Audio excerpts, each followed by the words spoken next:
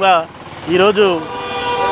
ఈరోజు వారికి నివాళులు అర్పించడానికి అన్ని కులాలకు అతీతంగా అన్ని పార్టీలకు అతీతంగా కూడా నిజంగా ఈరోజు అధికారికంగా మహబూబ్నగర్ పట్టణంలో పండుగ సాయన్న వర్ధంతిని జరుపుకోవడం జరిగింది. ముఖ్యంగా పీడిత పేదల పెన్నిది. ఆ రోజు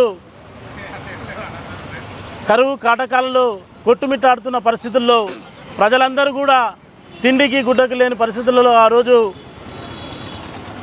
వారు ఆకలితో అలమటిస్తుంటే ఆయన ఒకటే నినాదం, ఉన్నోడిని కొట్టి లేడోనికి పెట్టాలని, ఉన్నోడిని కొట్టి పేదోనికి పెట్టాలన్న నినాదం ఆయనది. అలాంటి వ్యక్తి ఆయన పండుగ సాయన్న పేరు రావడానికి కారణం, ఆయన ఊర్లోకి వచ్చిందంటే పండగ పేదోని పండగ. ఆ రోజు ఉన్నోని కొట్టి పేదోనికి తీసుకొచ్చి పెట్టేవాడు కాబట్టి ఆయన పండగ సాయన్న అని పేరు వచ్చింది. ఆయన అలాంటి వ్యక్తి ముదిరాజు నాయకుడు, బహుజన నాయకుడు. ఆయన ముదిరాజుకే కాకుండా బహుజన నాయకుడు. అలాంటి పండగ సాయన్న విగ్రహాన్ని ఈరోజు మహబూబ్నగర్ మన్నెంకొండ ప్రసిద్ధిగాంచిన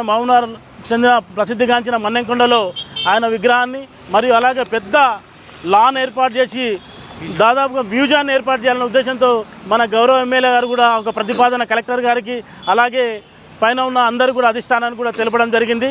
దానికి సంబంధించి నెక్స్ట్ వచ్చే ఖచ్చితంగా 1 year కానీ 6 monthsలో డెఫినెట్గా ఆయన అంతా చేయడానికి కూడా ఎమ్మెల్యే గారు ప్లాన్ చేస్తూ ఉన్నారు.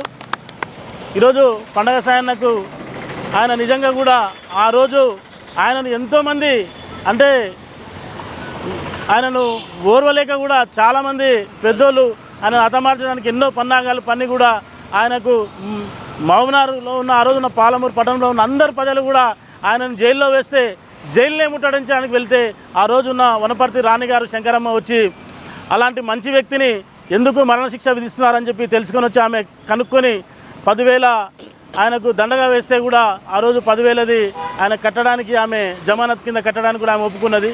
ఆమె ఒప్పుకొని ఆయనను మరణశిక్ష వేయదు, అంత తప్పు చేయలేదు, ఆయన పేదల మనిషి, ఆయనను మరణశిక్ష వేస్తే ఊరంతా కూడా అట్టుడికిపోతుంది అని చెప్తే కూడా దానికి సరే అని చెప్పి మళ్ళీ రాజకీయంగా ఆ రోజు మారో మత్ చోడో అనే ఒక పదాన్ని పెట్టి అప్పుడున్న అధికారులు కానీ వాళ్ళందరూ నాయకులు కానీ ఏకమై ఆయన మరణశిక్షను వేసి ఆయనను అంతమొందించడం జరిగింది.